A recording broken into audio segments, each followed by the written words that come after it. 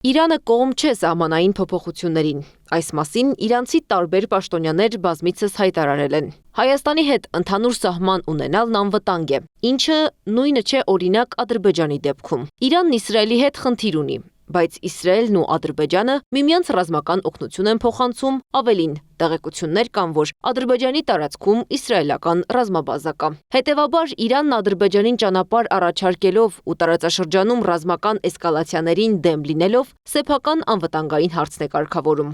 Իրանին դեռևս հաջողվում է զսպել Ադրբեջանին ուժային եղանակով ճանապարհը բացելուն եւ նաեւ հիմա Իրանի նախագահի այցը գալիս է լրացնելու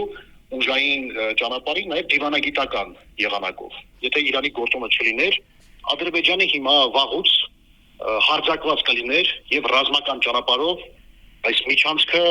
բացած կլիներ եւ իր իրավազորության ներքո վերցրած կլիներ։ Մանավանդ առավել եւս ուրեմն 2000 թվականի հայկական կողմի դավադիր պատերազմում պարտությունից հետո։ Ադրբեջանը 2020 թվականի 44-օրյա պատերազմից հետո, երբ օկուպացրեց Արցախի մի հատվածը, սկսեց ճանապարհաշինական աշխատանք Հադրութի Հորադիս բնակավայրից մինչև Կովսական։